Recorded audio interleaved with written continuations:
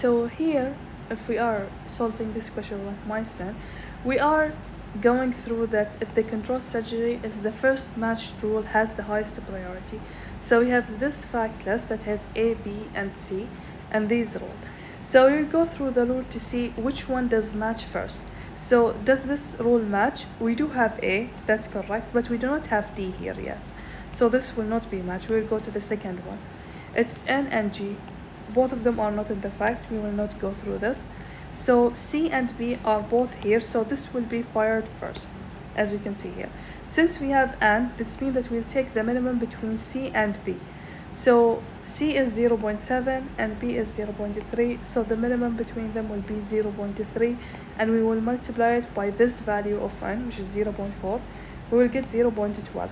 And this will get us N. So we will add N here with 0.12. So we will go to C again. Does this first match rule match again? This first rule match again? A and D. D is still not here. We just added N. We'd added N is here, but G is not here. So this will not be matched. We already fired this. We'll go through this rule now. So N and A. N and A, both of them are here, correct?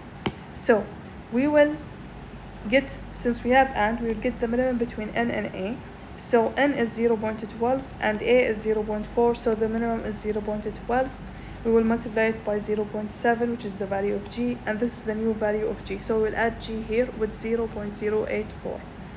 Then we will go to the rules again from the beginning. That does this one match? It does not. But this one does match because we have N and J. So we will get the minimum between the N and J. So N is 0.12, J is 0.084, the minimum is J. So we will multiply it by this value of Z, and we will get this value for the new Z. So we will add Z here. Then we will go again, since we have included Z.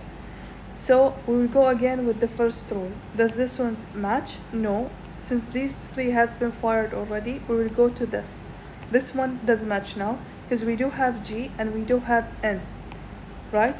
So we have G and N, the minimum between them is, G is the minimum, which is 0.084. We will multiply it by 0.8 for the D, and we will add the D here. The D is 0.0672. So now we will go the first rule again, because this is the only rule that is left, and it is matched because we do have D and we have A. So we will get the minimum between A and D, which is 0.4 and 0.0672.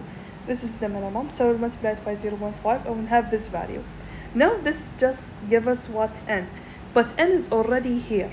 So we will have two values for N, correct? So we cannot include two values of N. This is not correct. We have to have one value of N. So since this is positive and this is positive as well, we have to use this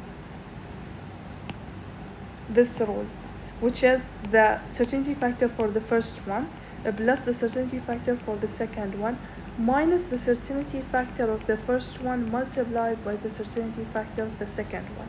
So this is if both of them are positive. And then we'll get this value, and this is the new value for N.